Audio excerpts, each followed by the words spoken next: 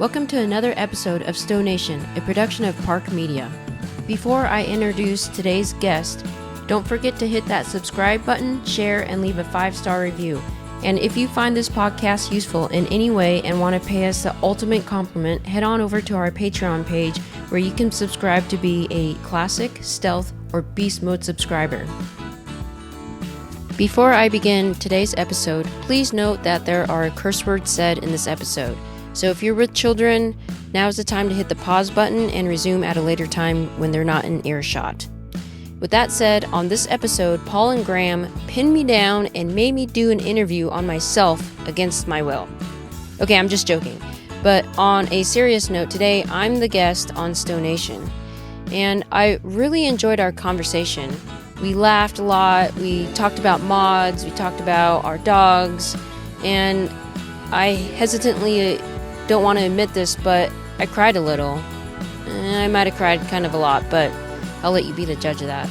But most importantly, I opened up and shared some things about myself that I normally don't talk about. And lastly, I answer my own question. What does it mean for me to be part of the STO Nation community? So grab a box of Kleenex, because you might need it, sit back, and enjoy today's episode. Okay, so do we do our introduction before we say, hey, welcome to STO Nation? It's whatever you guys want. And then we toast. Or do we toast and then say welcome to STO Nation? It's however you guys want. I don't know. I think we leave all of this in because this is part of the fun of making a podcast. Yeah, I think it is. I think you're right. Okay, so shit. All right, so well, here's to the most interesting person in STO Nation who is being interviewed today by. You want to introduce yourself? By Graham Burtoft of Beast 13 and Paul Pritts of Explore Life. Yes. There we go. We are interviewing. I haven't even started drinking yet. Okay, interviewing Young Wah. Yeah. So today, Young Wah, welcome to your own podcast. Yeah, welcome to your own podcast. Yeah, Oh, yeah. And welcome to STO Nation. Yeah, there we go. I don't think I'll ever ask anyone to be on the podcast anymore. So, Cheers. toast. Cheers. Cheers to you. Cheers. Yeah.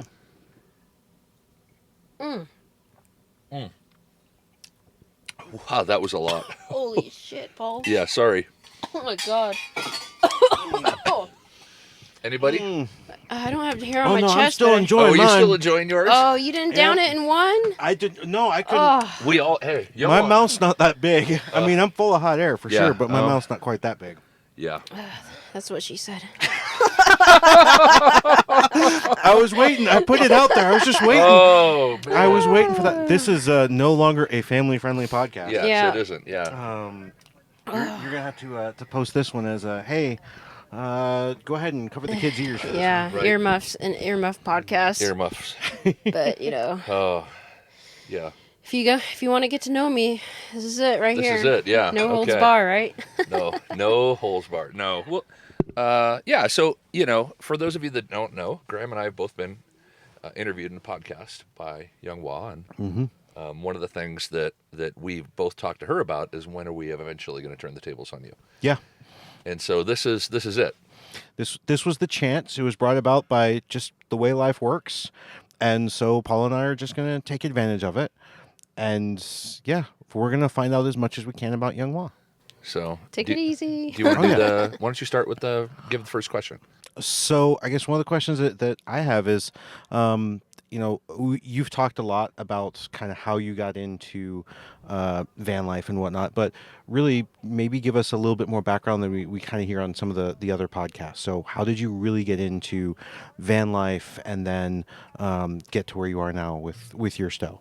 Okay, so I actually started van life back in Seattle. I want to say like around 2015-ish, and I did that for a year and a half. Or actually, I would say more like 2017. Anyways, it doesn't matter. I bought a Travado, but it was before the Volta was put into the system, so I had a generator and propane for the stove and for the furnace and whatnot. And I did all stealth camping because I lived in Seattle, and so I had like 5 to 8 spots, and I would just kind of rotate. Yeah. And then on the weekends, I was always out in the woods, either fly fishing, hiking, camping. It doesn't matter. So I did that for a year and a half, and it was really good. I saved a lot of money, which was nice. And then I ended up taking a job offer down in Austin. And so I wanted to do the van life down in Austin, but it's just too hot in the summer. Oh my gosh. I would have killed the AC in like the first like 2 weeks trying to do van life down there. So, I moved out of the van and got an apartment and the whole 9 yards. And then after that, basically, long story short, I decided to do an early retirement. And I think I want to I'm trying to remember when I produced the first podcast that I did, because I produced other podcasts other than this. Yeah. Right. But I want to say it was like 2019 was when I did the first podcast. And that was a really steep learning curve, and it was more just helping someone out. And then I did another one, and then it actually just I ended up being a consultant, because what people would do is like I would launch them. And then they would figure out how to do it after I basically showed them how to do it, and then they wouldn't want me to produce their podcast anymore because they knew how to do it. And I was like, okay. So I ended up just becoming like a launch pad for podcasts.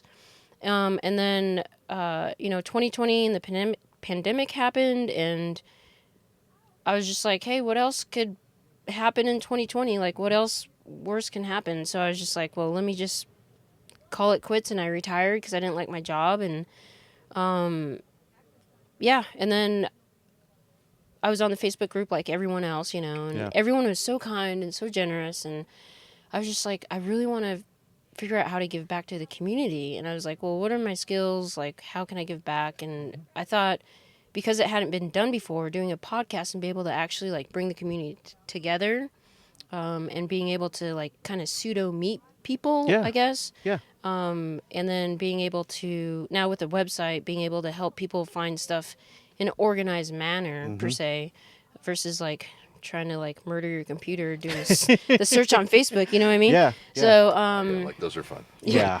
oh my gosh. It's like I search like pedal box and like toilet paper pops up. I'm like, Yeah. What? Thanks, Facebook. Yeah. Yeah. I know, right? Right. Yeah. So, but anyways, so it kind of just all grew from there, and my original plan was to do a world tour, like probably like many others, right? And so since I was landlocked, second best thing was to do the van life in the States, because I was actually going to start off in New Zealand and then go to Australia, Southeast Asia, India, probably make my way up to Nepal, because I'm not going to climb Everest, but it would be cool to at least see it. Yeah, right? absolutely. And then I was, go throughout the world and whatnot, and then end up in Patagonia. And then after Patagonia, I was going to buy an RV and then do the van life after that. But obviously that didn't work out. And so I'm going in reverse order. But yeah, and then I don't have a specific like end date. It's kind of indefinite. I know you kind of know what I'm talking about. Yeah. I mean, that's a lot of the reasons we've talked about before. Like, that's a lot of the reasons that we kind of got into it was, we were traveling internationally a lot, and then we got landlocked because of the pandemic. We were in an apartment, and we were just like, we have to get out. And so we ended up starting to travel. And now of course, Michelle is starting to go, well, now we're landlocked, even though we're traveling. Where are we going next? So it's a lot of the same stuff. Yeah. Yeah. And you find ways to get around. Yeah. Right. But so. Yeah. And, I don't have any regrets doing full time because, as most people know, I've modded my van out to the point where. No, I don't know that everybody knows that you're full time. Oh, okay. Yeah. I mean, because I don't know that we've really talked about that. That's true. Is that something that you want to talk about? I mean, what was the decision to? And I'm sorry, I didn't mean to interrupt you. No, but it's okay. Yeah, you're going down this path that maybe some viewers don't realize you're full time. So why full time? What made you want to do that? Yeah, so the biggest thing was just to get out and go adventure, because I have the travel bug. I've always had, and the only way to really do it in a, I don't want to say logical fashion, but in the most convenient fashion would to be the van life. And so that's why I want to do it. And I do have a personal goal. I do want to visit all the national parks in the United States. Oh, yeah. And so obviously the van life is totally equipped for that. And then I love fly fishing. So in the summertime, I love not having cell reception. I love just being out on the water and just having complete tranquility. You talked about that earlier. I was going to circle back to you on the fly fishing thing. Yeah, it's definitely I'm my fascinated. muse. Yeah. And I tie my own flies, so like. Really? Yeah, so the boxes on top, the pelican boxes that I have, Yeah. is nothing but fly tying equipment. That's, yeah. If you haven't tied your own fly, it's an experience. Yeah. I've done it. Yeah. So I haven't, but how did you get into tying your own fly? Well, so when I was in Seattle, I had a stressful job and whatnot, but it just became like a therapeutic thing because I would get home and like I'm a huge introvert and a lot of people don't know that. Like I have to have my Y-dub time or it's just like I'm super cranky. Yeah. But I don't know if people should know that. But anyways. You can edit that out later if you want to. Yeah. Yeah, but anyways, so but I found like having a glass or 2 or 10 or 5 bottles, whatever, while tying the flies was so relaxing. It is. And then it was like this small, if you think of it like a concerto, how do you say the Concerto? Concerto, yeah. And it goes slow and then it slowly crescendos up into, the main piece, right? Yeah. That's how I kind of view it. So it's a process. So you fly, you tie your flies, and that in itself is, to me, it's intellectually stimulating because I got to figure out how to tie it. Right. I got to figure out what I'm going to tie and why I'm going to tie it. And then, and so I do that. And so you put all this work into it, and then you figure out when and where and what river you're going to fish, and you have to like read the water, and you have to figure out the flows, and you have to figure out, what's biting and what's not, and like what kind of fly is most appropriate during that time of season. And then you go and you finally do it. And then once you get that hit, it's like a huge adrenaline rush. You're like, oh my gosh, all that work and all that just paid off. And, you catch this beautiful fish, and it's just like... With something you made. Yeah. Yeah, well, not only that, but like, so... for those that don't know anything about fly fishing, the feathers come from other animals, right? And so it's like this big circle, if you will. And so it's really weird because, like... This sounds so woo-woo, and I'm probably going to edit all this out. But anyways, you have another animal to be able to catch an animal, and you're the proxy for it, if that makes sense. Yeah. And so when that fish bites the line, that fish's energy is literally transferred to the rod and reel and to your arms and to everything else. And so when you land it, it's a whole culmination of like this full circle of catching a fish. And so... I think that's why fly fishermen and women, when they fly fish, that's why they're so addicted to it, because they understand the process of it. Yeah. So at least for me, that's what it is. And then, obviously catching the fish is like the highest crescendo, and I'm just like, I'm elated. And then I let the fish go, and then I'm like, I gotta do it again. And so I'll go. But yeah. I go fishing with buddies too, and I love doing that too. And I'll tie flies for all my friends too. So when I was living out of Seattle, on the weekends, especially in summertime, I mean, I was always in the Puget Sound fishing, or up in the rivers. So yeah, it's great. Yeah. So you're still doing that, obviously. Yes. Well, I haven't fly fished since I moved to Austin. Oh. Because in the summer it's so hot, and there's How long only has that been now? almost 3 years. Yeah. Okay. And because there's only one river in all of Texas that actually has native trout, but you can't really fish in the summer because you'll stress the fish out too much. Yeah. And you'll actually kill them. And so you have to fish kind of during the winter time. But I'm so busy at work. I can't even get a weekend off most times. So I haven't gone fly fishing in like,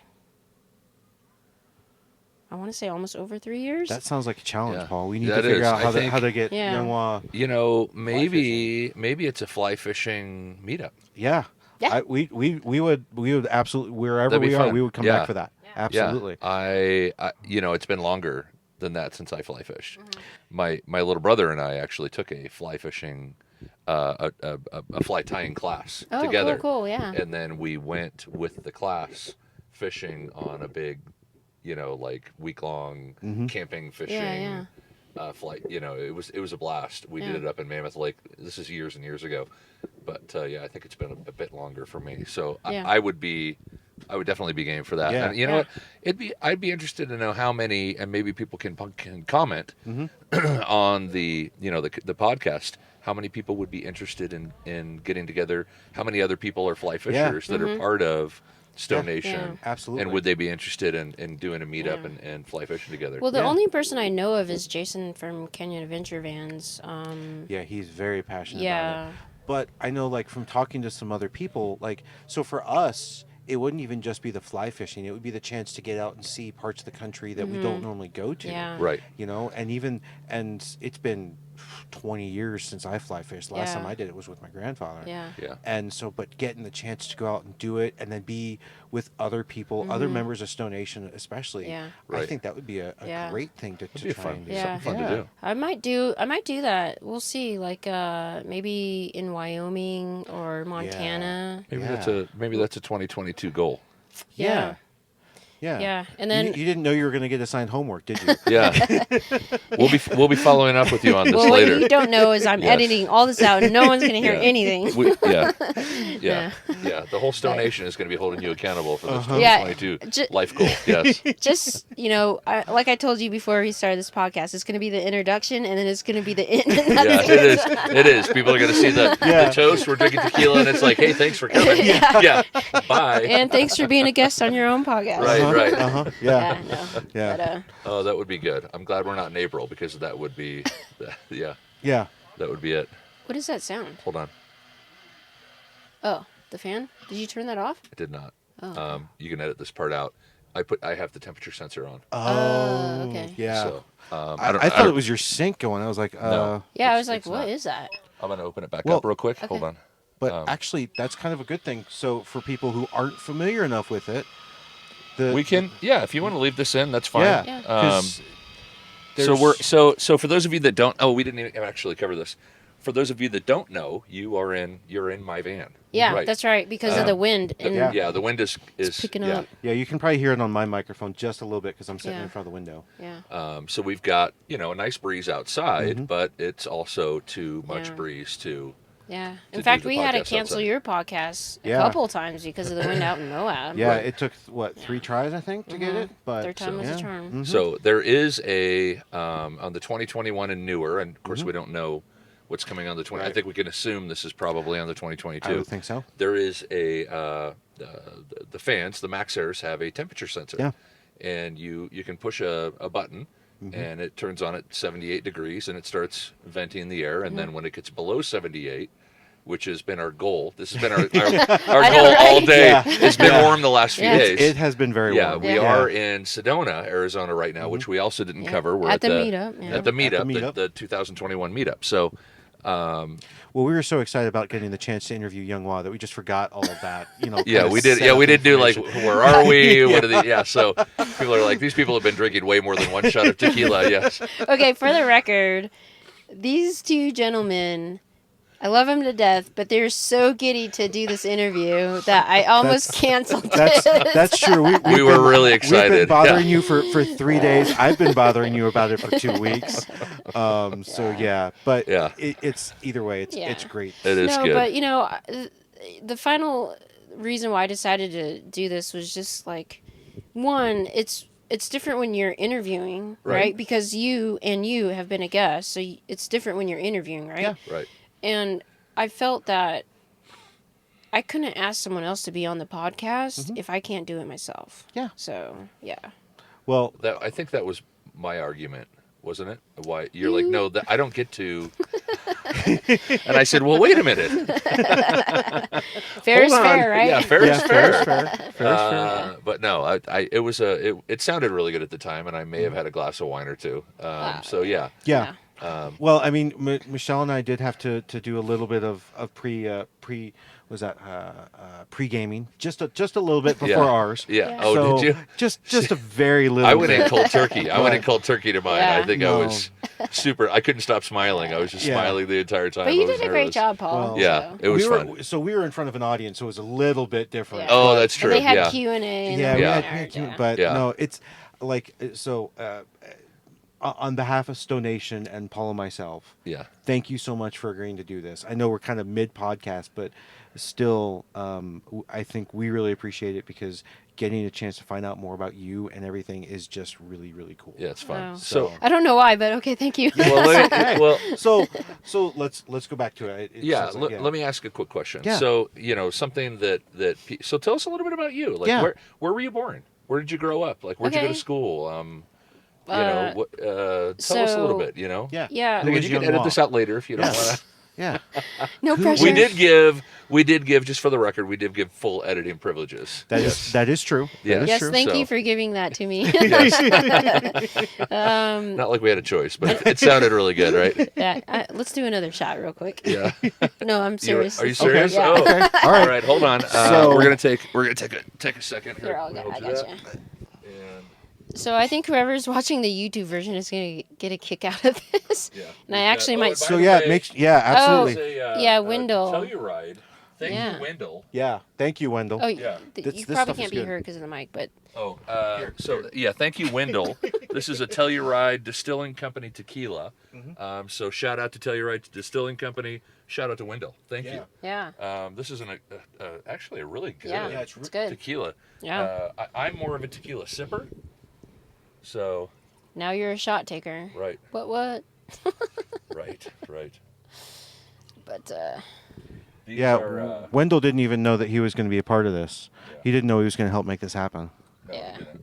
This is actually what Wendell's such a good guy. This is Him what I and like to call a Susan, cowboy yeah. chew. Hold on, which one was mine? There you go. So that's a cowboy chew. Hold on. What does that This is- mean? That's a larger shot. You son of a bitch. No, it's not larger than the last one. It is the same size. But anything. I call anything over. Wait, hang an on. ounce. Yes. Hey, wait a minute. Ah! All right. We will Cheers. cheer you. So now I get to embarrass myself again. Yes. Okay, that's still a big shot. I don't care what Yeah, you say this was or anyone says. you poured that whole thing in there. I'm pretty sure I'm gonna have hair on my chest after Hold on. this. Oh. Okay. All right. Oh, okay. Good. Here we go. All right. Oh. So then now I that don't you're three know. shots in, who is Young Wah? Yeah. This is so, your line. So where were you born? What's I was okay. So I was born in Seoul, Korea, and I was adopted Okay. when I was 3.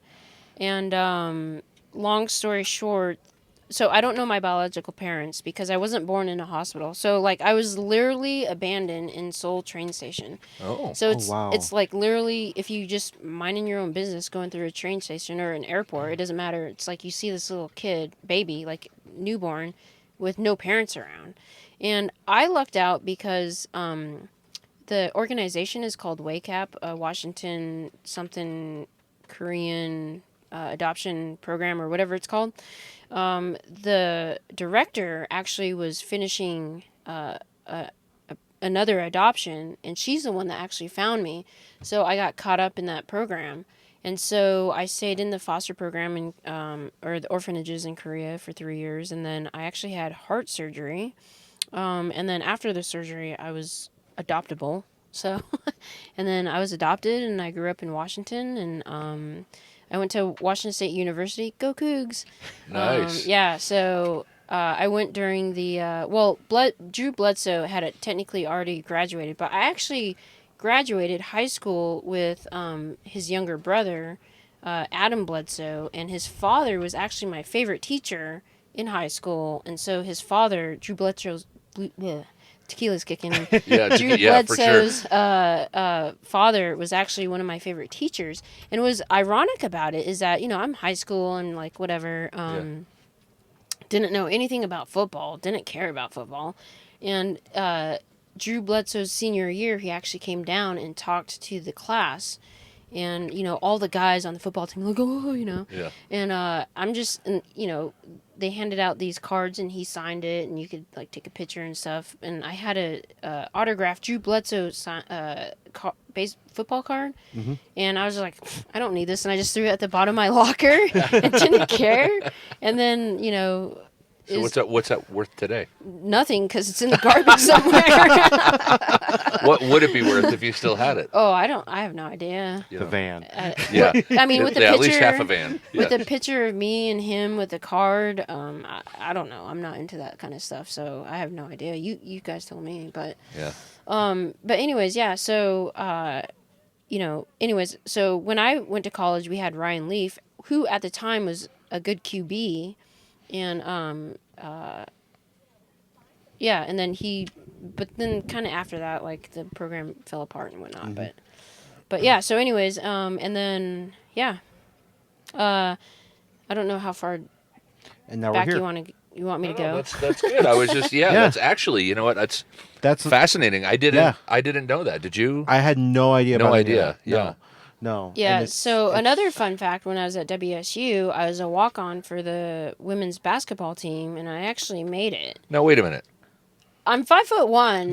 That was my next question. Is what is Yeah. the So super long story short, one of my best friends in college, Kathy, she was actually the star of the women's basketball team. Now, I'm going to caveat this and say up front that the women's basketball team at WSU is the worst. or was? I don't know. was I don't know what it is now these days because I don't follow it. If all their players are 5'1", yeah, and we don't want them to just immediately go Yeah, no. Okay, no. first of I all, shouldn't be. Well, I shouldn't be. I should caveat this. I'm 6'3", and Yeah. Okay, I was so- 5'1", and that was my look of surprise. Wait a minute, basketball? Okay. You know, I don't even play basketball. listen, I got moves you've never seen. So no, I'm That just joking. does not surprise us at all. That sounds like a That challenge. is actually not. That's what we were looking for. Uh-huh. That is what we wanted There we on go. this podcast. Yeah, there it is. absolutely. Yes. That's funny. Well, what's interesting is because I was played the center. No, I'm just joking. I was the point guard, but the starting point guard, she actually won. She was 5'2", and she won Oregon State's high school player of the year.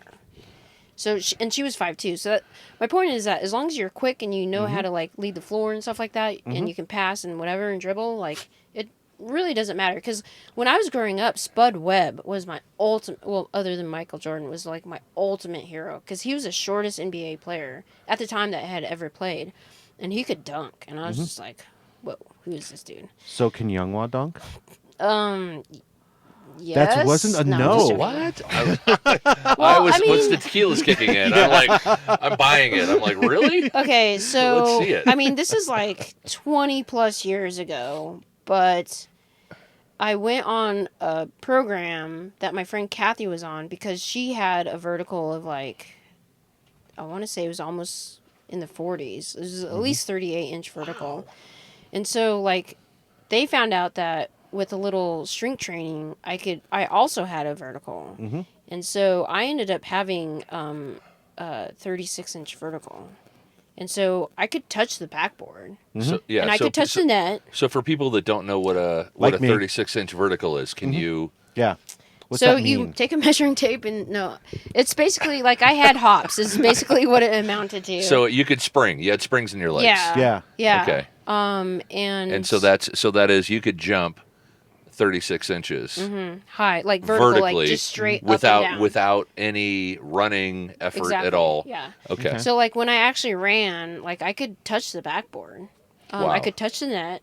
But the problem was that I'm really right now. Yeah. I don't know if she's bullshitting us or not, but yeah, I'm pretty sure. I'm trying. Yes, yeah, this I is am not a super fishtail. yeah. I swear to God, this is not I mean, she is a fish fisher. tail. She is a fisherwoman. Yes. So Yes, I that's don't- yes. true. We were waiting for the Yes, best fisher yes. tail. So No. yeah.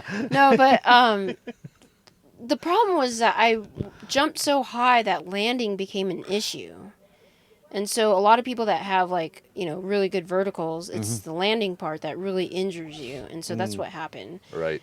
Because like, you jump and then you traject X amount of feet or whatever, and then you come down with more force than when you jumped up, right? And then like one time I jumped on someone's foot or landed on someone's foot and like I sprained it really bad. Yeah. But so first of all, I just want to make it clear that I got zero playtime. I was not on a traveling team.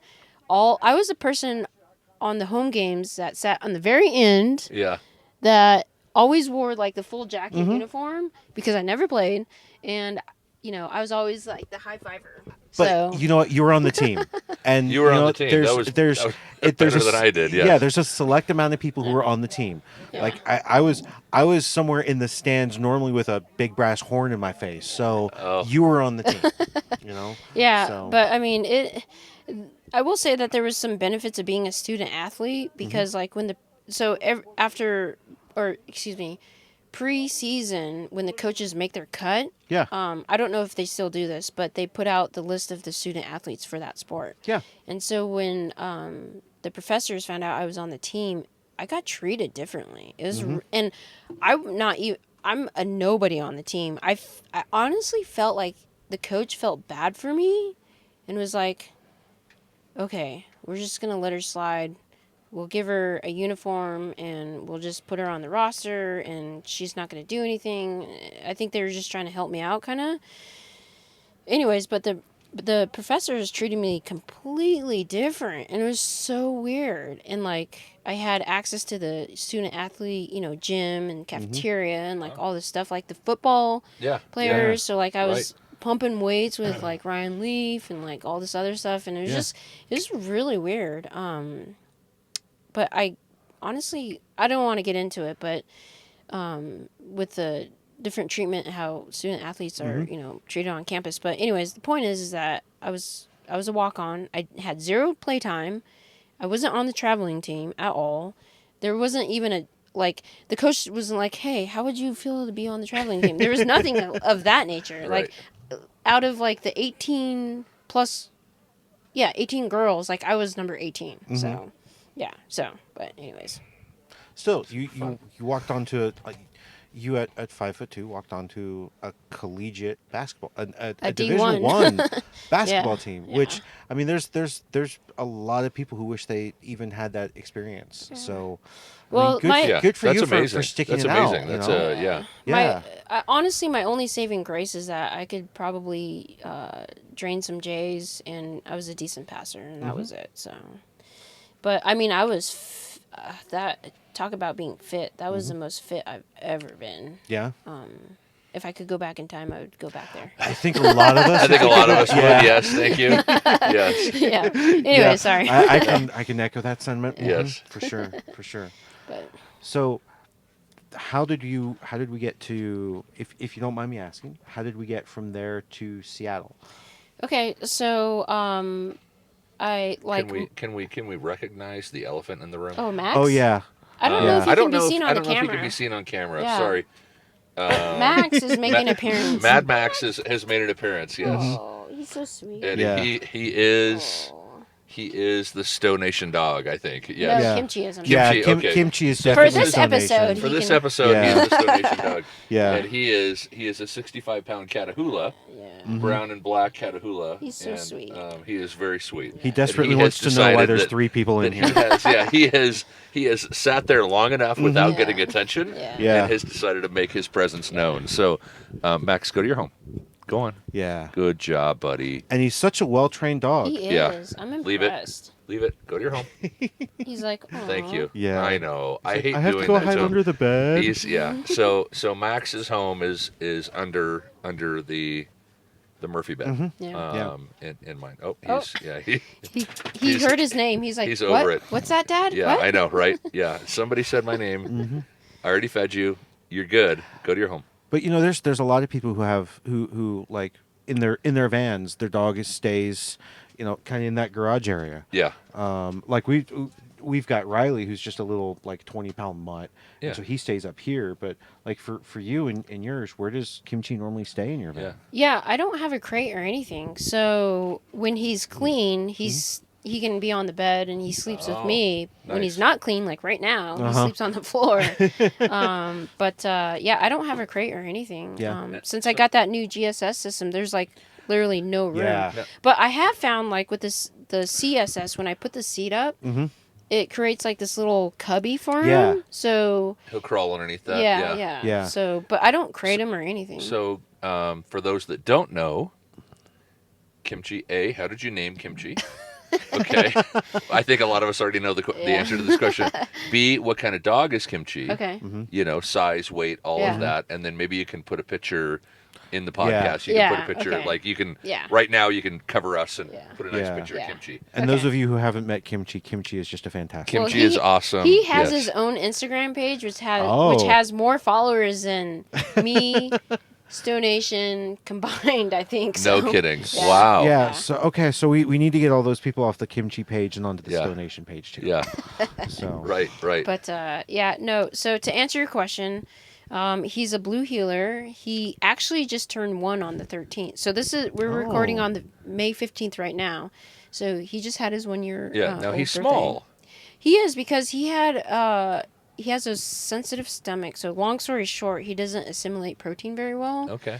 And so that's why he's smaller. Because there's another person, I think it's your friend that has the regular size blue heeler, right? Right. Yeah. My brother-in-law has one, and then there's Yeah.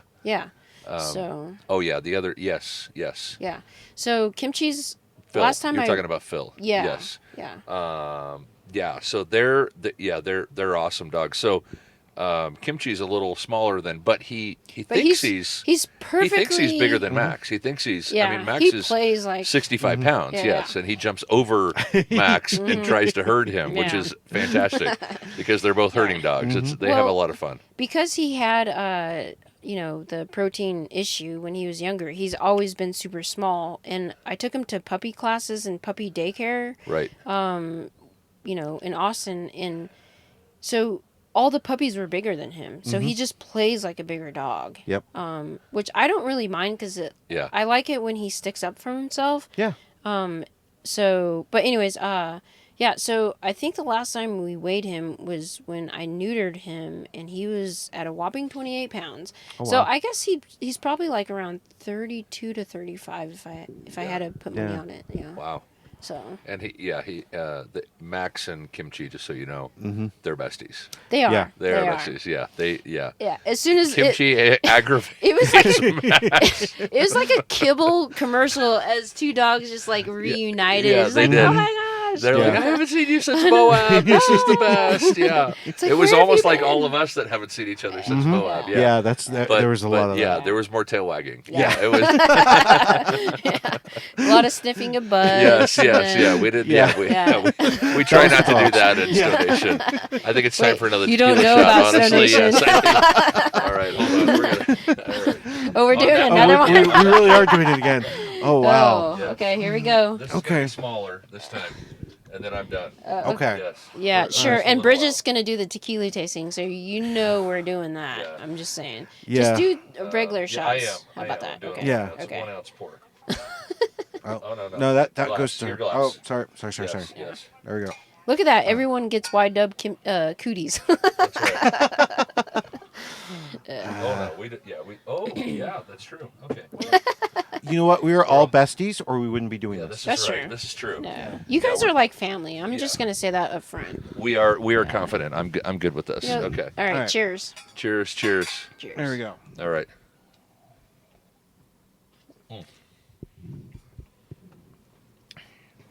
Asshole. It's good. So It's good. when I agreed to come out here, All right, that's the last one. Michelle was Listen, worried. you're holding my hair back tonight. Meredith, if you're watching this, he's holding my hair back tonight. I'm just saying. It may be the other way around. So when I agreed to come out to this, my wife Michelle was more concerned about another individual who's not here, Brant, and she was not concerned about me hanging around with you two. So now I won't be allowed to come back out without her again. Well, we just need to make sure she you were doesn't there. see this. Yeah. Ah, yeah. So That's Michelle, your job. Michelle, if you're watching, turn away.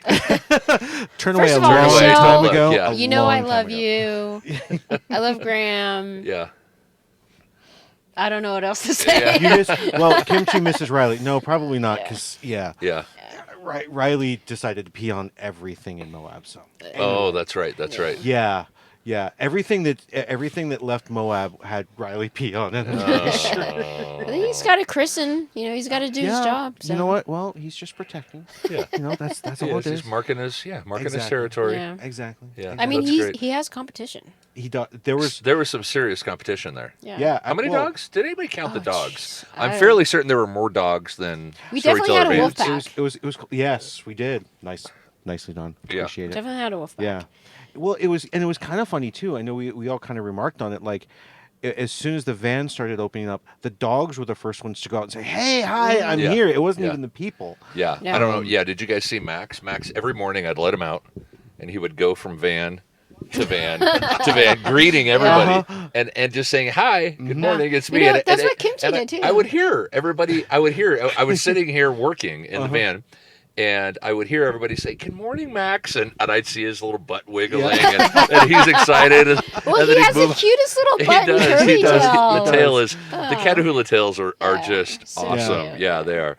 So he just went all the way around, and some people gave him food, you know, and I think that was like he figured this out. Like, Oh yeah, he's yeah, smart. yeah, oh yeah. Yeah. He's like, oh yeah. First, I can just do this every morning after breakfast. And, Yeah. yeah. Yeah, Kimchi did too. He was the same way. I saw Kimchi come over. Yeah, because Yeah. Kimchi got some grub from me as well. Yeah, Maybe yeah. he might have got a piece of bacon. Yes. No, I'm just joking. No, very It's fine. small. Very, very, very No, it's small. cool. Yes. Yeah, he's very food driven. I don't know about Yes. Max, but he's so food driven. Oh, Max and him. I think there's a food competition drive. Well, aren't they herding dogs too? Yeah. Okay. So Catahoulas are. I mean, we shouldn't be really going off on this tangent, but Catahoulas are the state dog of Louisiana. They're actually okay. they are. Yeah. They're not an officially recognized AKC brand, so you don't need to remind me of that. Anybody on the STO Nation? All right. I can only you know. imagine the comments. Yeah, the comments. Yeah. Oh, that's not a real, not a real dog. Yeah, it is a real dog. He's just not recognized yet. So he will have his day in the sun. I feel it's Yeah, he's been slighted a little bit, but the Catahoulas were raised and bred for herding pigs. They've got giant web feet, so they could run through swamps and marshes and mud, so they can stay on top of it. But they are pack dogs. They are, they weren't designed to be. They weren't bred to be solo dogs. So he does struggle with that, and social interaction. He craves that quite a bit, and so we try to do the best we can with that, but we can't manage two 65-pound dogs. I'm sorry, not in the van. Yeah. I know people are doing it. Yeah. Well, Bridget does it. Yes, Yeah, I know. I mean, it's over my threshold. Yeah. She's, God bless her. I can't go there. But her so. dogs are really sweet too. They which are. helps. They're Yeah, really they're less- sweet. yeah, they're less really- energy. They're really Yeah. calm. Yeah. Yeah. But well, to get back to answering your question about Kimchi, so long story short, I have a super dry sense of humor, like to the point where people don't understand my sarcasm. So that being said, I had another blue heeler previously when I lived in Seattle. I'm not going to go into it, but he passed away. But his name was Gogi, and for those that don't know the Korean language, Gogi literally translate in. God, the tequila's The tequila's kicking in. I'm hearing it. Yeah. It literally translates Yes. into meat. So like bulgogi, kgogi, Okay. you know. And I thought it was just hilarious because Koreans were known to eat dog back in the 60s, 70s, and 80s. So Well, that's actually kind of awful. That just clicked for me. It took a minute. It took I'm me like, 5, wait 10 a minute. seconds Why to are wait. you? Why would you call your dog meat? Oh, like I said, it's my dry sense of humor. that's pretty awesome. If you want to know me, STO Nation, here it is. I kind of Okay. that. Yeah, that's pretty good. I get That's- it. Yeah. That's Oh good. my gosh. Anyways, so,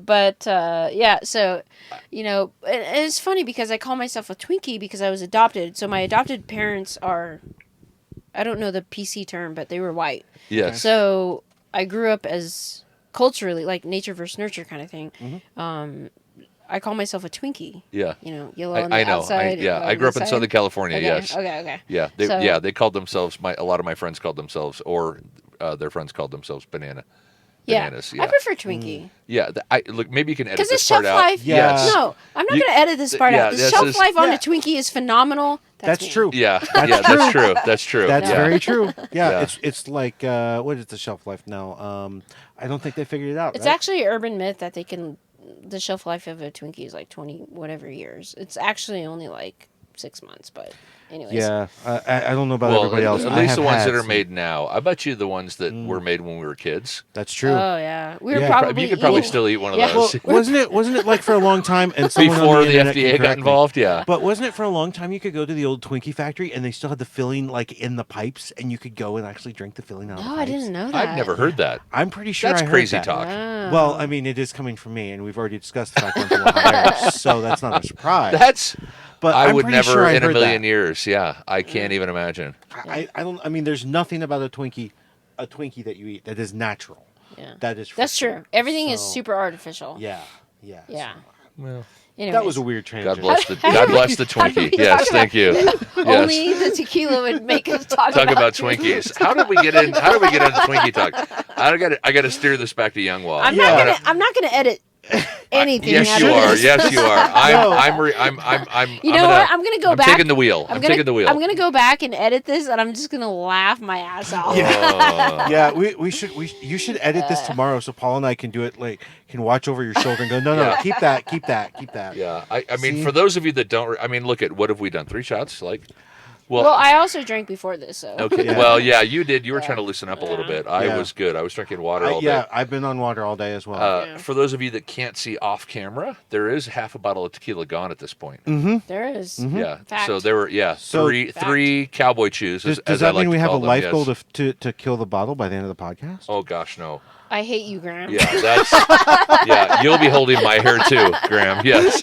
Even Max is looking at me You're, like, don't yeah. do you're, gonna that. have to, Yeah. you're gonna have to answer to Kimchi and Meredith. Yeah, that's right. Yeah, Meredith would not think You think this is funny Michelle's at all. the issue? Oh yeah. No. Yeah. But Yeah. anyways, No. well, to get back on track, like that's kimchi. Mm-hmm. So, it took me a long time after Gogi's death to, To get back want in a position. have another yeah. dog. And Right. since I did, I was going into van life, I was like, I feel like that's a staple of van life, especially being solo. You have to have some type of company. You have to have something else. Yeah. And he's great because he's super protective, and so he serves as like Yeah, an he early is. warning. And and I have so I trained him in Korean, but I'm not going to say the word. But anyways, I trained him to where if I feel threatened, I'll say one word, and he just loses it. Yeah. And he hasn't. I don't know if he'll bite someone, but he will definitely bark the bark. He Yeah. protects who's most important to him. Yeah, which is you. that's right. He's Yeah. you are his pack, and that's Yeah. Max is the same way. Yeah. Yeah, Meredith has been out a few times, walking Max, and Max actually has almost like a sixth sense. If, Dogs do. Dogs yeah, do. Dogs do, if he comes up, and I've noticed Kimchi does the same thing. If he's like, If you look wait a minute, sketchy at hold on, any yeah, second, I'm looking down, I'm looking down at you, man. Like hey, wait a minute. Max will, the hair will stand up on his back. Yeah. And if somebody tries to approach her, and it's more her than me. Like Yeah. like he's like you're on your own. Yep. With me. Riley's the same but way with me. with Meredith, he'll get very protective. Yeah. Good. And he yes. he starts looking down, and you can if somebody comes close, his bark. You've heard his bark. Yeah. It's he sounds like 5 times his size. Like, I it's wouldn't terrifying. mess with him at Yeah, all. I know. A lot of people are very taken off. Like the Yeah. mailman is terrified of Max. But yeah, I get it. So that's great. Yeah. That's Yeah. great that you've trained Kimchi to do that. Yeah. And that's that you have that companionship. Yeah. So what was it? What was the time frame between Goji and Kimchi? Did I say it right? Gogi? It's gogi. So just Gogi. think of like bulgogi. Yes. Like I don't know if you've ever had like Korean food, but like Oh yeah. bulgogi is probably like the Yeah. most famous Korean Korean. barbecue is my favorite. Yeah, exactly. Like one of my favorites. Yeah. Yes. So, anyways, it took me a long time to get over gogi. Yeah. I think it takes everybody a long time to get I'm trying not to over- cry right now. So. Yeah. Yeah. I'm It- about. it I'm takes- about. It takes About everybody. 4 years between. Yeah. It takes me. Yeah. It takes me quite a while. It took us about 2. I would say so when Gogi passed. So I don't want to get into details, but basically Gogi passed when I moved from Seattle to Austin because I still had the Travado and I drove the entire 101 and Highway 1 down. And my sister lives in Tucson, but anyways, so I hit Tucson, and then from Tucson to Austin is when he passed away. And so I would say it took like a solid 2 years for me to be able to get another dog. Wow. So, Yeah. yeah. Like, I was really heartbroken. Yeah. And, like, moving to a new city, not knowing anyone, that and, like, had to have been working, hard. you know, I'm not even going to talk about work, but basically, like, working all the time, you know, it's just, I didn't have time. Well, I mean, I will always make time for a dog, but since I didn't have a dog, you know, it's kind of like, I didn't have anything else to do. For us, I think what you're trying to kind of say is like for us, and maybe it was like this for you too, Paul. Like when you lose, and this is starting to get little, but anyway, when you lose a dog, then first you go kind of through that recovery period, then you kind of lose yourself in everything else that you're doing to the point that you almost intentionally don't make time and don't actively force yourself to go. Right. I need. You just have to distract yourself. Yeah, you distract yourself. That's become a member of your family. They Yeah, are family. And it when, is your family. You know, Absolutely. Yeah, absolutely. I and mean, I will say, being a solo female, Yeah. you know, van lifer, like, sorry, you know, your Gogi was like my, yeah, It's okay. It's okay. Anyways. that's good. but like he's family, Yeah. you know, Right. and so like losing him was like a really big deal. So, anyways, Oh, you're good. We understand. You can edit this out. Yeah, absolutely. but oh, thank you. I had them out earlier and then I put them away. I was thinking I'm not going to need these because we're not going to go there. Yeah. We went there. We went there. I should have had these right here. She would have seen Anyways. them though and would have been like, I'm leaving. Yeah. Yes. But no, like, you know, just talking amongst friends and stuff, Yeah. like, you know, I mean, like, just think if you lost Riley, Yeah. you know, Oh. or think if you lost Max. It's Yeah. Oh, it's the I would same be. thing. I would. So Yeah. hard. I mean, for me, Yeah. you know, I'd be devastated. Yeah. It's Yeah. you know, Max is one of my. I consider him part of my family. He's a member of my family, Yeah. Mm-hmm. and I don't know that I would feel it would be terrifying. Yeah. Yeah. It's. I'd rather not think about it. And, Yeah. Yeah. Yeah. I think we should move on to a more. Yeah, let's interesting move on to topic. something a little happier and a little So- funner. So, let's talk about your van. Let's Okay. talk about your van. Yeah. Okay. You've got a storyteller van, Yeah, right? a 2020 classic. Yeah. Okay. And what mods have you done to your van? Have you Oh, done some mods? Lord. I would say, so What's the biggest mod? Yeah, Because I've got one in my mind that is like the first time I saw pictures of your van, Hmm. I was like, what did she do? So let's talk a little bit about your Okay. interior mods. What have you Okay. done? So I will. Okay, so I'm gonna start off with like the most functional mods that I've done.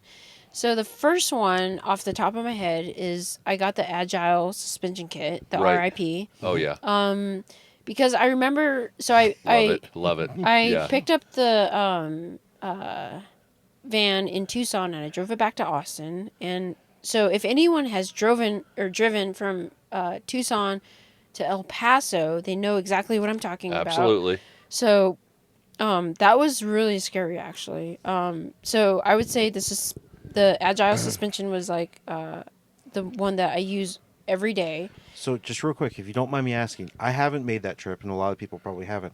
Is that scary because of curves, mountains, No, or wind. Wind. Because it's so Yeah. flat. Mhm. Yeah, And- I've and I driven think it that's a huge twice. one for Yeah. Yeah. everybody is wind. We can all deal with mountains and curves, but wind is a huge Yeah. Wind thing. is it? So- Yeah. So the stock classic is the stock Mercedes-Benz Yeah. suspension for those that don't know. Right. And they're great. I mean, it's look at hands down, it is a great It is. suspension. However, in crosswinds, not so fun. Yeah. No. And So- when you pass semis or like any big rig, it's just like, I feel like I'm taking my life. It's less Yeah. fun. Yeah, we'll just call it less fun. Yeah. Yes. Yeah. Less fun. Less That's fun. a good way to Is put it. Yeah. today going to be the day? Right. But yeah, so the Agile suspension, but I will say that if I did it all over again, I would get the Agile spring system. So I have the 5400. I'm drunk. I'm sorry. It's okay. Not yet. You're just drinking tequila. Yes. Yeah. Okay. So first of all, I'm half your weight. Maybe a third And half of your my weight. height. Yes. Yes. Yeah. But anyways, Yes. I did play center for WSU. No, I'm just Yes, kidding. you did. But, and your vertical leap is definitely higher than mine. Yeah. There's no way I'm getting 30 or ever. 30? I'd be lucky to get 15. Yeah. But so the agile. So if I could do it all over again, I would do a hybrid system. So kind of like what you guys Yeah. did. So and I'm actually debating whether or not to do it, to transfer over to a hybrid system, and because so we went on a wine tour yesterday, right? Yeah. And so Gordy was. Oh, I That love was the Gordy. first time that you tried Oh, that. that's right, Now Yeah. okay, yeah. And so when he switched it over to the soft side, that is equivalent to if I were to air down. Yeah. And so I'm just like, because Lorenzo and Catherine, they have the 5.3, I think Yeah, it is. they've got And the so they adjust can on the just fly. like touch a button and it's boom, right? Yeah. And so I understood the concept of it, but I didn't really be able to feel the difference. And so if I could do it all over again, I would do a hybrid system. I would get the 5400 springs from Agile, and then I would get the 5.3 from Van Compass, and do that. Anyways, but Yeah. the other mod that I use a lot is so long story short, I had like a makeshift thing where I had a standing desk, and I had like from the Container Store, the Alpha Edition drawers. I had one on each side, and Right. in the middle I had a Laveo toilet seat, and which worked out great. But then I got the GSS and CSS system, which is love it. And so I would say that would be the second mod that I really, really use on a daily basis. We've got that, and I would absolutely echo that. Yeah, right? It's- So you know what I'm it's talking great. about. Yep. Yeah. And then I would say, this sounds really dorky, but so I was in Bed Bath & Beyond, and they had like this cute little wooden box, right? And I stuck it right here. And so because I sleep on the Groove Lounge 24/7, Right. I was going to ask about that. I just stuck it right here, You're right. and it has my eye drops because I have dry eyes, and it has my remotes, and it has my chapstick, and it, like whatever like I use as soon as I wake up, it's like right there. Right there. Right. Yeah. So it sounds super. No, well, Corny, so but- I think what's been interesting for me has been in meeting you and in meeting Paul and in meeting everybody else. Like, we can all see the big stuff like the Agile and the Van Compass and Yeah. the Right. boxes, but it's those little tiny things that it's just like, oh wow, that's so simple Right. and so cheap, and it solves such a big Yes. problem. Right. You know, and that's that little box. I sleep on the lounger. I'm going to steal that and put it on the other end. Yeah. Because otherwise I keep fighting with it either being over on the counter Right. or it falling behind the lounger. Right. Right. Yeah. So Yeah. yeah, I'm gonna absolutely steal that Yeah. from you and go use it on my van. Yeah.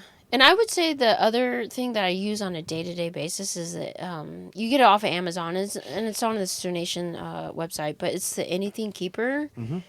That's a godsend. Because I have my spice rack, like, by the door, and then right next to it, it's So like you're going to put a Kimchi's picture little of the thing. Anything Keeper Yeah. up on the... Oh, yeah. So... Yeah. And then yeah. I have one right behind the air conditioner, and then I Okay. have one on the last cabinet back there. I have one right there because that's where my desk is at. Yeah. And so, like, it's just boom, boom, boom. It's all right there. And it just creates so much more space. Okay. How was that? Boom, boom, boom. It's okay. I felt stupid for looking around Paul's van, going, "Oh, okay, where is it? Where is it? Okay, yeah, I don't see it." Yeah. And then realizing, wait, I'm in Paul's van and not Yeah, in Paul's. yeah. Yeah. Yeah, but, yeah, so I would say out of all the mods, those are the ones that I use every single day. Right. Well, I did the Molly panel system that I got from Freedom Van Gogh, Yeah. and then I Right. found a company that would make custom Molly, soft fabric Molly for the rear doors. I And really use like that. those. Yeah, those I, are nice. I use that every Yeah, day. Right. I'm trying to think like other stuff that. What's the mod that you've got that no one would expect? Oh, I'm glad you didn't ask me that question. oh, that's a tough question. That's a Yeah. good one. Good job, Graham. Every once in a while, I actually prepare for what I'm doing. It's rare. I would say probably the second monitor. I blow people away with that. I would agree. Yeah. Because I do all the editing for the podcast and Yeah. you know all that stuff, and so having that second monitor is like crucial. Right. So jealous. Yeah, too. and the Now- thing is that it swings out, right? Right. And so, Yeah, like, you've got it and on an since I use arm. the It groove lounge, articulates. It's and it goes it's really down. interesting. So you're gonna Yeah. have to, for folks that don't know, you're gonna have to post some pictures of what that does. Yeah. And also for those those of you that haven't figured this out yet, you're sleeping on the groove lounge all the time. Mm-hmm. Yeah, Your mattresses are yeah. gone. There's So no I took the mattresses. entire backside You out. took the entire bed. Both sides of the Murphy bed were gone. Yeah. Or are gone, right? They are gone. Yeah, Yeah, they're in they are gone. storage. Yeah. Yeah. And so the mattresses are gone. You're a groove lounge sleeper, and then you convert that during the day, maybe or maybe not. Yeah, depending on. No, well, the only time I convert it is like if I have to get something out of the shower, The shower pan, whatever, or yeah, take a shower. or take a shower. Like today, I took a shower because my threshold was like, Yeah, take a you shower. reached it. Yeah. But I think a anyways, lot of us had reached it today. yeah. But yeah, other than that, like I leave it in the bed format. Like I would say like 90% of the time. It is interesting Yeah. because like when I talk to other people who are like singles in their van, living in their van, that's pretty standard because I think like Robert does the same thing. Yeah, you he's know? on the groove lounge. Yeah, Yeah, because he he's- converted his back kind of Yeah, like 'cause mine. he did the same Yeah, thing. yeah. Yeah. It is kind of like for us. We've got both of us living in the van full time, Right. And so Michelle sleeps back there, and I sleep on the groove lounge. But we still actually leave the groove lounge flat like 95% of the Yeah. time. Yeah. And it just like even Paul, like the way that you set it up, it's just like Yeah. It's Yeah. This is my favorite Yeah. configuration, especially when we're parked for a few days. exactly. You know, yeah. and if we're in a group of people, people come in, they hang out. Like we're doing right now. Yeah, exactly. Yeah. So And it's great. So, the other mod that I use that I don't regret at all. So I have the van life shelf. right. So Yeah. that is one, right? Yeah, But this the- is. I'm sure that folks can That's- see. This is Yeah. the Vancillary. Yeah. The van wife is a little Yeah. little different. Yeah. But, yeah, a But shelf just, up there. just a Yeah, shelf. any shelf. But yeah. then I put thermal curtains, and so Yeah. I block off the Right. cabin 24/7. But especially like here in Sedona or even cold yeah. temperatures, it is a lifesaver. Right. Like, Yeah. because not to knock, excuse me, not to knock anybody else, but I, because I lived in a Travada for a year and a half, like it just got super tiring of like putting the panels Right, up right. and then taking them down.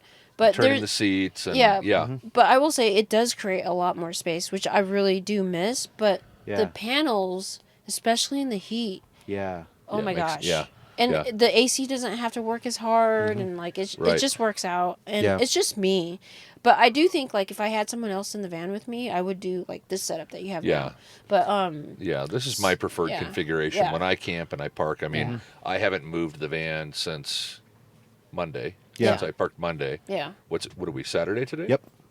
Oh, Today yeah, is yeah. Saturday. Yeah, So it's been sitting in this configuration Yeah. for 6 days. I haven't moved it. yeah. I run the high idle kit, to charge batteries. Right. Yeah. Yeah.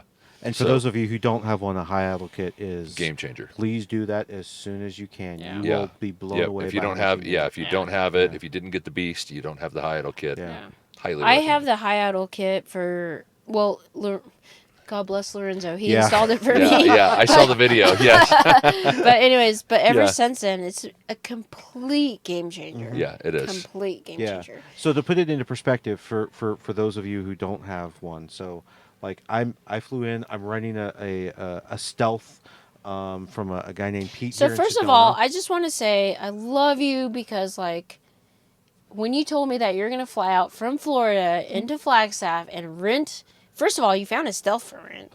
Yeah. And then you're like, yeah, I found a stealth for rent. And then you're like, I'm in Sedona or whatever. And I'm like, what? I'm like, are you sure? And I even texted you. I was like, are you sure about this? Yeah.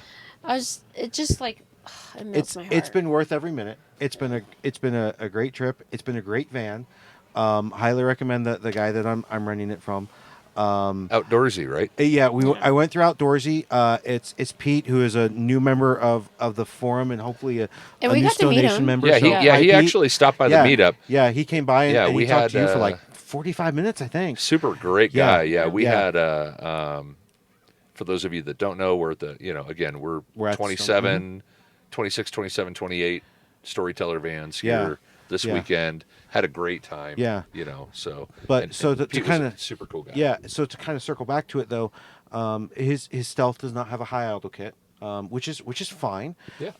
But for me, it was starting to get a little warm, and so I have had to drive back into town just a couple times to try and get the battery charged Yeah. up. Now, so I why could why get do you the have to AC. drive? So that I could get the AC. So because I'm running the AC, so the battery is going down. So how come you just can't start it and idle it?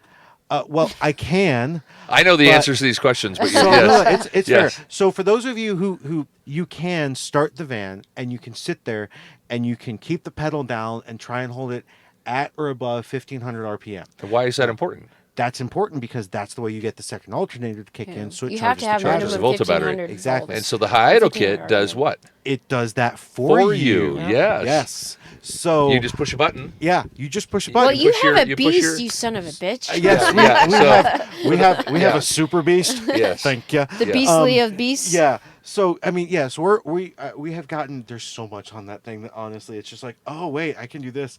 So yeah, we on the beast. The beast comes with a high idle kit and an auto start installed. So when the battery gets down to a certain level, Right. it just kicks on. Assuming you've remembered to arm the high idle kit, Right. Yeah. that's an important piece of it. But so actually for us, for those of you who don't know, you can run the battery all the way down. And there's instructions in the manual. If you accidentally do that, you have to follow the instructions explicitly on how to do that. You have to turn the inverter off in a certain way and then turn it back on and then charge everything back up by sitting in the parking lot for 5 to 10 minutes before you start taking it anywhere. So if you've ever done that, please make sure to read the manual. It's Yeah. important. So the high idle kit, you can with your remote. Mm-hmm. Yeah. You can. There's a Well, series of Mid-City, locking. Right. Mid-City Yeah, Engineering. Mid-Cities, yeah. Yeah. Mid City Engineering Yep. makes this, and they also it's the same kit that's installed in the Beast. Correct. No, it's No, not. it's No. not. It is the Mid City. So Engineering after kit. doing a podcast with Jack Johnson, I was going to say, after yeah. listening to the Volta podcast, So, long story short, and listen to that, and please. you can contest before and after the podcast, like Mm-hmm. what's actually, recorded. I want to say like the juicy parts almost sometimes are before and after the podcast. Mm-hmm. But so I talked to Jack like an hour after the podcast, and we went into stuff like this. And even though the consumer doesn't like it in regards to like being able to like get something new and have it retrofitted to their system, they designed it so well. And I understand the business aspect of it is that you don't want to give that proprietary design that you work so hard for away, Yeah. And so when it comes to the Beast, they designed it as a system. And so if you are So trying Mid City to... Engineering was not involved. No. Oh, I didn't know that. Yeah, that's like They- that's kind of the key is the Beast is a system, and by They're doing not going to break Mid-City- it up at yeah. all. Huh. And after talking to Jack, like I honestly don't blame him. Yeah. If I was in his shoes, I would do the same thing. Yeah, it's a selling point of buying the Beast. Right. I mean, for us, so for those of you who don't know, we started with a Classic. Yeah. And then we moved to a Beast. Thankfully, we only killed the battery on the Classic and not on the Beast. But anyway, a big selling point of the Beast for us was that automatic high idle, where all we had to do was flip a switch, and we can. The nice thing about the Beast, and you probably have it Yeah. with your kit too, is it doesn't have to get low if you're just sitting there and you're drawing a lot of power and you want to go ahead and turn it on. You can. Right. But that was a huge selling point. So yeah, if they're Yeah. making that part of the reason to buy a Beast, Right. I'm with you. I Because- don't blame them for Yeah, it. well, Yeah. Stacy tried to get that relay that would trigger Mm-hmm. the Mid-City idle to come on automatically because with the Beast... Oh, jeez, the tequila. Sorry. It was kicking in. Yeah. Correct me if I'm wrong, Grant, Mm-hmm. but... Or, not Grant. Oh, my God. What am I saying? Graham. This is tequila talking. It's okay. I'm Graham. sorry. Grant. But anyways, starts with a G. I'll reply. But if it hits like 20%, it'll automatically kick on, Mm-hmm. Yeah. right? Well, Okay. so again, this is it for the Beast owners out there. This is a key piece.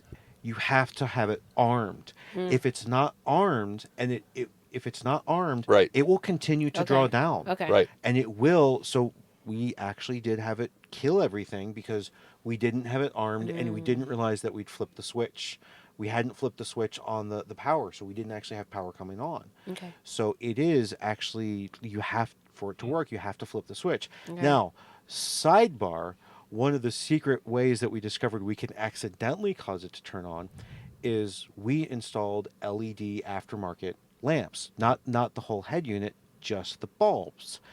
The bulbs, for some reason, if you run them in just daylight mode, you can edit this out if it's too much. Anyway, No, it's okay. if you just run it in daylight mode, after a couple minutes and it's parked, it triggers high idle.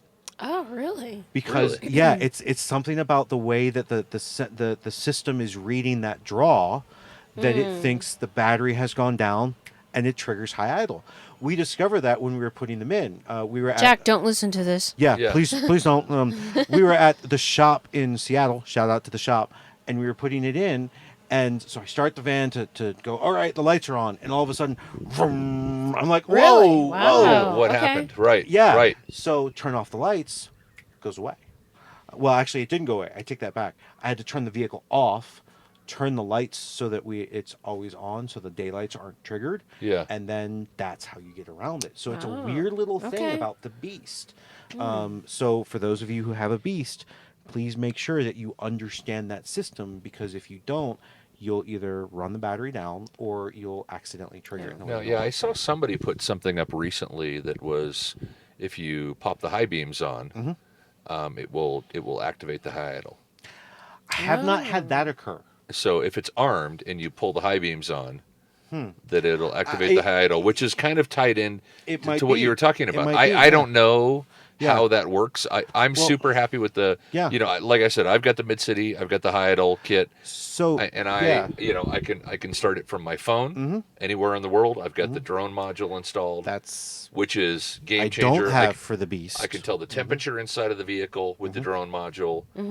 I can start the air conditioner remotely with. Oh, you can? I changed the thermostat on mine. Oh, that's It's right. another Yeah. mod. Yes. Yeah.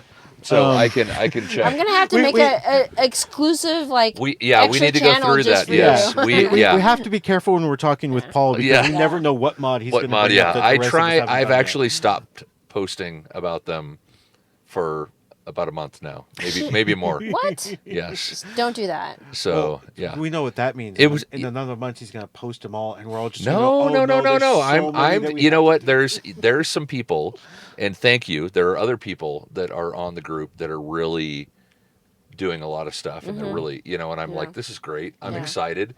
There's other people that are almost like taking over Yeah. and doing some really cool stuff, and so I'm purposely kind of taking a step back and letting some other people, Get the really. limelight? Yeah, no, it's not It's not about the limelight. not limelight, It's yeah. really about. letting them talk. Yeah, it's really about letting them talk and letting Yeah. them share their, their experience and letting them, get involved more in the Yeah. community. Yeah. And I like that, because that just means there's more of us Yeah, in exactly. the community. Yeah, It you're doesn't right, need to you're be, right, yeah. I'm good. Yeah. Really. I want other people to get more involved. Yeah. So, So kind of throwing something back at Young Wah then, let's based take a on quick that. edit. Let's take a quick edit Okay. time break. That was Bridget calling. Oh, okay. It is, it's 7:15. It is 7:15. Okay. Do you mind if I call her No, real no, quick? go ahead. Go ahead. Okay. Yeah, Okay. Do what you got to do. So let's do that. Yeah, she's like, oh, the tequila. You should tell her we Hold already on, we're started. gonna the put her. tequila We're gonna put her tasting. on speaker. Okay. Yeah. Oh Lord. Oh. Hey, you're on speaker. What's up? You got Graham and Younghwa, yes, and myself. And You're on the podcast You're now. on the podcast right now. We'll probably we might edit this. You in. don't know. Yeah, we're halfway through about a bottle of tequila already. Thanks, Wendell. Yeah. Come down past the fire pit where it's going to be kind of by mine in this cluster, because I have the most stuff Okay. to carry. So I figured I get to call where it is. Can you bring your table down? Would that be okay? Of course. Yeah. Okay.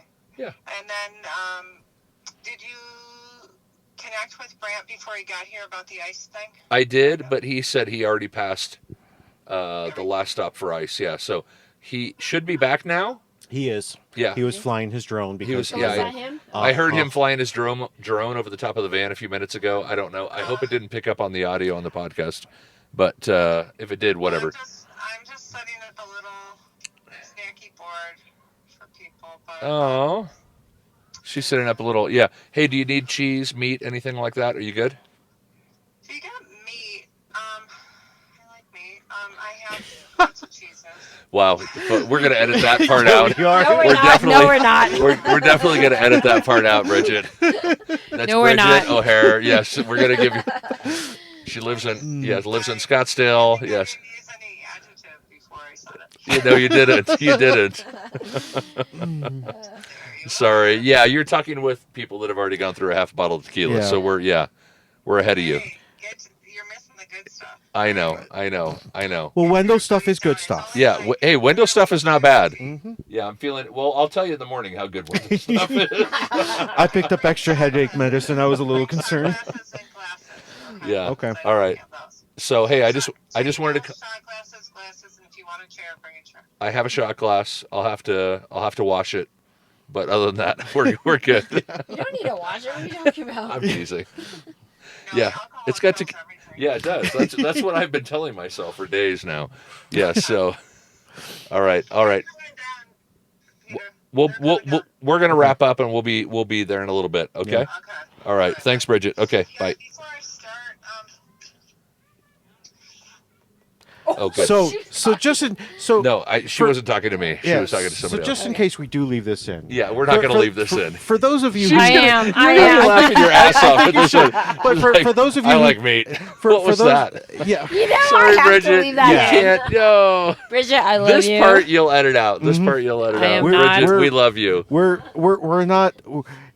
We are a big community. We've We're having all gotten, fun, We yeah. have had fun at this meetup. We've had fun at the Moab meetup.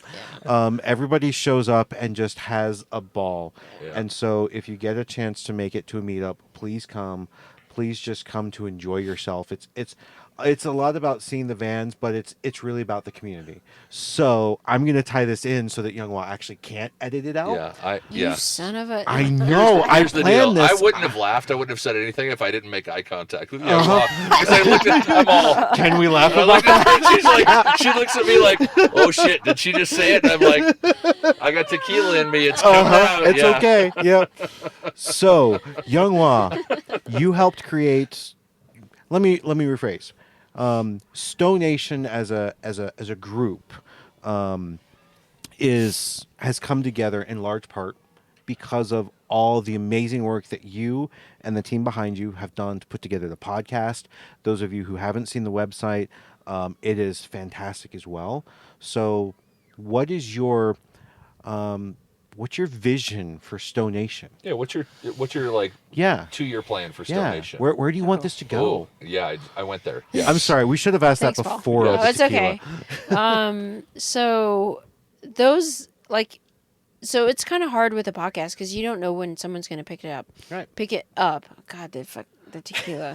Anyways, pick it up. So if this is like the first time anyone has listened to it, I would say that so if you listen to the trailer when I first put it out, like that is honestly the mission statement of STO Nation. Okay. But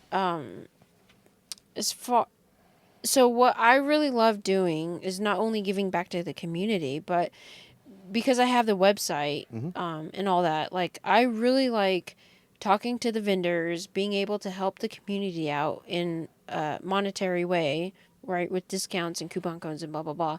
But I feel like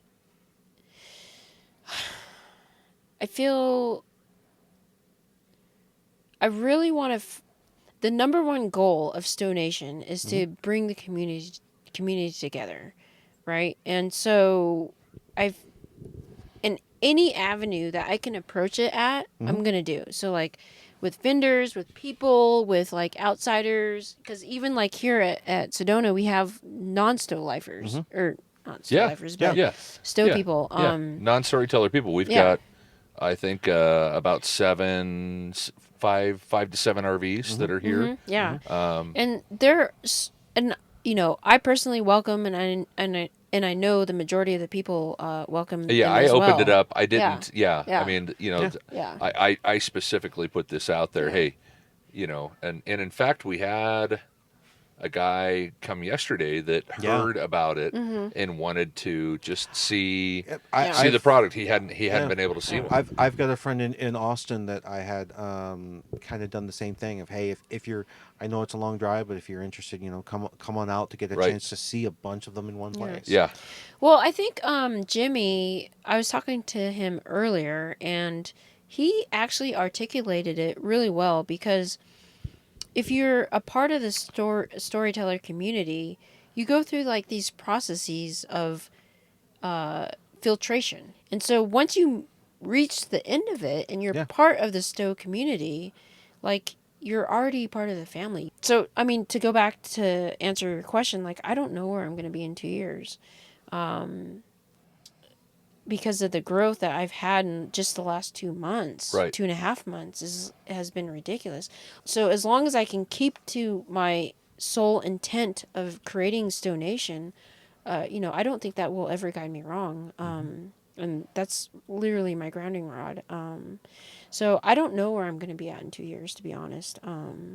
But It's a fair answer. Yeah, It's a big, it's a big thought. yeah, Yep. Yeah. Yeah. It's a wig. It's a wildly important goal. yeah. Yes. But, I feel like, I probably said this 10 times because I'm drunk. But anyways, as long as I stick to the fundamentals, that's all that really matters to me. Right. And, it's really just to strengthen the community. Yeah. Yeah. So, answer. what do you think? The last question that she asked everybody else that we all have to think about? Is it time for that? Oh yeah, let's go there. Fair enough. What's the question that we're going to ask you? What does it mean to you to be part of this STO Nation That's right. community? There What does we it go. mean to you to be part of the STO Nation? What- I knew this was going to be it, and I thought for like at least a hard week about this, and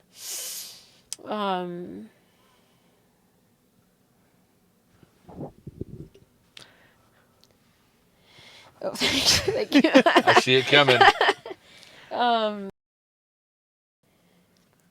So this is on a personal note. So when I decided to retire early, I was a little lost. I'm not gonna lie. Because, when you work for, 10, 20, 30, 40 years in one industry and you perfect your craft, and then all of a sudden it just ends, it's like, oh shit, now what? Right? And so I hit that slump. And so, long story short, one of my bestie girlfriends and she applied to law school and I applied to astrophysics school, or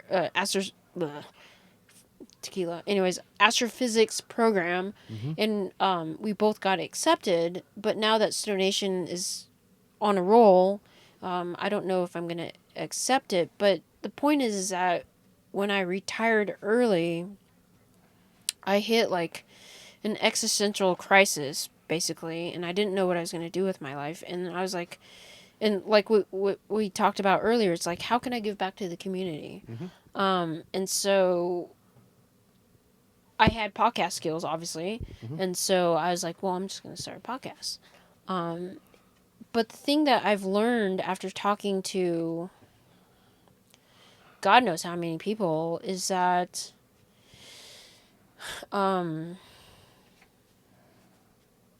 you guys have really become family and I feel like that's an understatement, right? And so to answer the question is like, what is a STO oh, hey Max, don't He's good. what does being a part of the STO community mean to you? It means everything. It's like I can't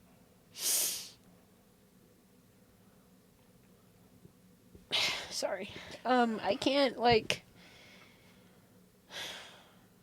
think of a better community to be a part of. I can't think of a better community to give back to. And it's been a blessing, which is why I still do it, right?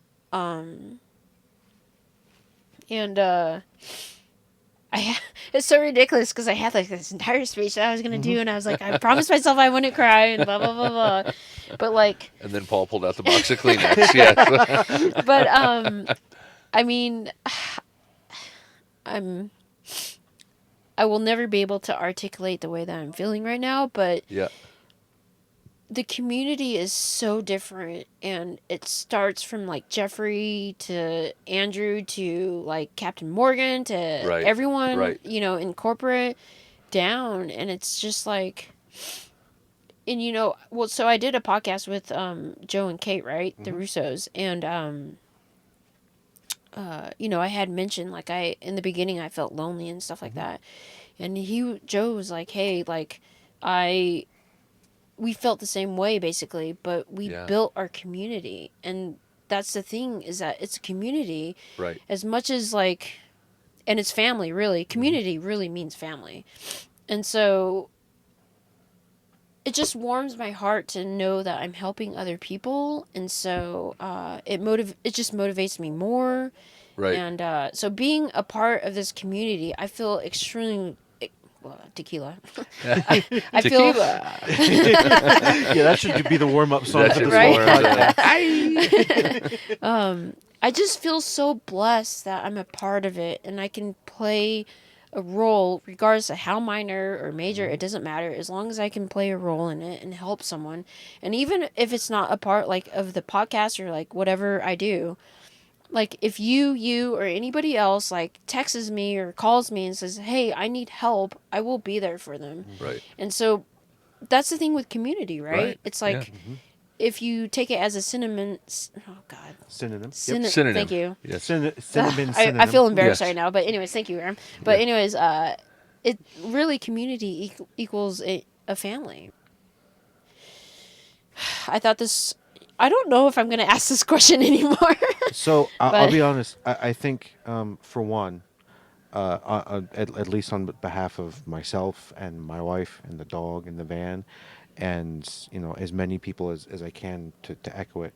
Thank you for helping to create the community. Right. I think it's been huge. It was a big decision factor for us to know that there was a community when we joined the community. But to your last thing, keep asking the question, because I think it's one of the most interesting parts of every interview you've done is asking that question and Right. finding out all the different answers. Absolutely. I So- completely agree. Don't stop asking that question. Please don't. And Okay. you know what? Here's the thing. You know, sense of community. You're talking about that, right? You know, in all honesty, I've never really been all that active in Facebook. Yeah. I mean, you can see that just by looking at my personal page. You know, but I am active in other clubs, car clubs, groups. You know, I've got other vehicles that I belong to other car clubs, and I'm active in those groups. But seeing the sense of community, you know, on the Facebook page and through STO Nation, and you know, did influence my buying decision away from and towards storyteller, away from Absolutely. others and towards storyteller. I would echo that 100%. You know, and that people, I think companies underestimate the power of social media, you know, and they underestimate the influence in buying decisions that it creates. You know, and for those companies that are less concerned about quality and more concerned, you know, about you know, the money that they're making, people are recognizing this, and they're making their buying decisions around it. So, you know, and you're a part of that. You're a huge part of that. Yeah, you know, that is, you know, it's bigger than just the sense of community. Yeah. There's buying decisions that are being made about your influence within the community. So I thank you as well, and I Yeah. know Meredith feels the same way. She, you know, you guys are kindred spirits. You know that. So Yeah. So I love Meredith. yeah, she's pretty great. Yeah. So I think there's a number of bottles of alcohol with our names on them. There are. We need to wrap up. Yeah. We should probably I- get going. We've had So- we've had I don't know a how couple much of more I knocks. can We've drink. had a couple of We've knocks. had a couple of knocks. Yes. So Yeah. Yeah. thank you for letting Paul and I Yeah. have the conversation with you. Yeah. Well, I can't think of any two better people to be able to do this. So. Now you're gonna make me cry. Yeah, hold on. Hang on. Right. I need a tissue. I need a tissue. Okay. Yeah. You can't be saying that. Yeah. So No, I'm serious. Like, yeah. even though, so it's so funny because like we first digitally met on the podcast because you were Right. number one, and I knew I had something Number one. special with you. Yes. And even like when you agreed to do the Q&A out in Moab and stuff, I was just, and even the thing is like you see what you see on camera, but like you don't see what's not on camera, right? Right. And so it's like I knew you and Michelle were like super special. Like I'm trying not to cry right now, but like, and you and Paul and Meredith, or Paul and Yes. you Tequila. know what I'm trying to talk about. Yes. You and Meredith, and like, and it goes with everyone in the Yeah. community. Everyone is right. so special. They are. They are. And it's just,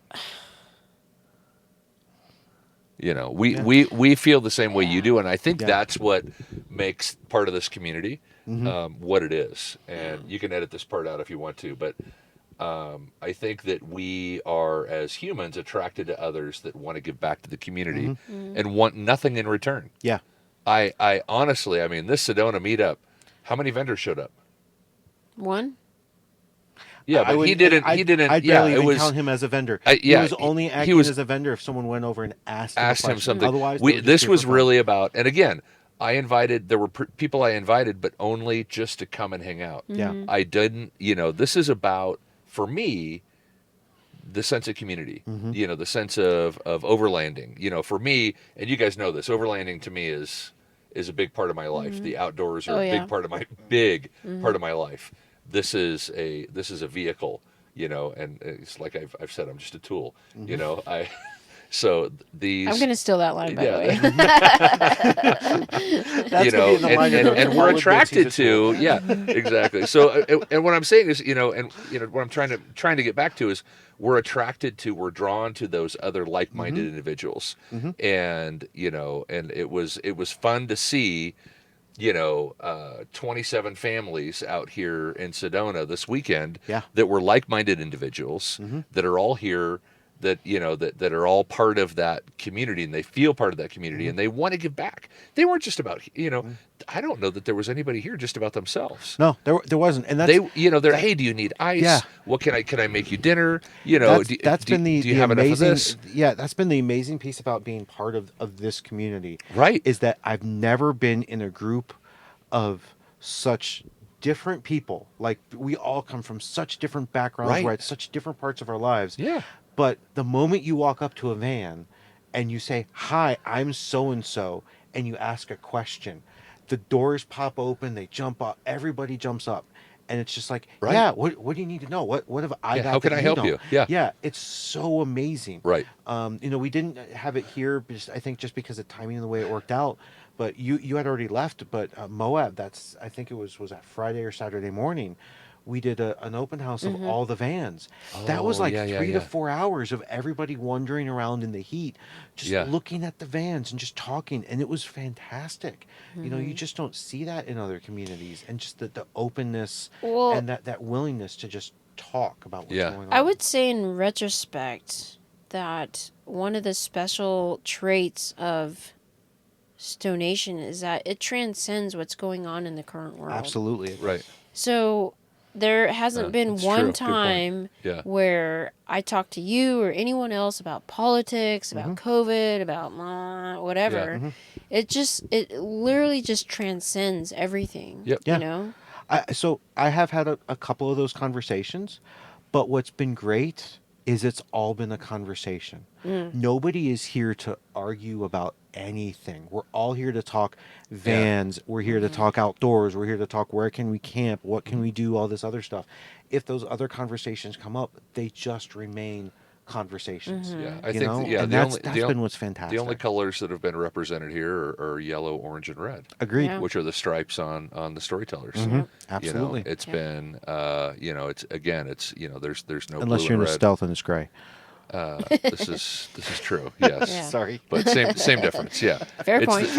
the fair point. Storyteller colors. It's really been about It has been. Yeah. It's been about sense of community. Yeah, So absolutely. we should probably wrap up, though. Yeah. Yeah. Thank you. Yeah. Yeah. Thank you. Well, thank you. I Thank you. appreciate it. Yes. Yeah. Yeah. Like I said, I couldn't think of anyone else better to interview me. So, Well, yeah, thank you. It was entirely worth the airplane flight, the rental car, the rental van. It and the was, airplane yeah. flight I still feel so bad about that, Don't. but anyways. It was entirely worth it. So thank you. Thank you. Thank you. Thank you. All right. All right. And what's the closing hook? There's nothing. To be Nothing. Well, isn't it something about we'll see you on the road? Yeah, but I do that in post production. So Oh, hold on. We'll see you on the road. it's actually I can't wait to share the road with you. Oh, okay. Fine. Well, we fucked- made our own. we fucked that one up. All right, let's do that again. Okay. All right. Ready? 3, 2, 1. We We'll can't s- wait to share the road with you. Can't wait to share the road Again? with you. Yeah, I did it, didn't I? All right, tequila. Yeah. All right, we're done. You get the Cut. point. You get the I'm point. cutting now. I'm cutting and pouring now. I'm done. STO Nation is a production of Park Media. The executive producer is Younghwa Kim. The audio engineer is Stephen Grasso. The marketing director is Guillaume, Golsong. The original music and artist is done by Jason Walsmith. The sound designer is Lorenzo, Interiano. and the webmaster is Peng. Without any of these people, this podcast couldn't happen, so a big, huge thank you. And a big, huge thank you to you, the listener. If you like this episode, please don't forget to subscribe, share, and leave a 5-star review. This is Younghwa with STO Nation, and I can't wait to share the road with you.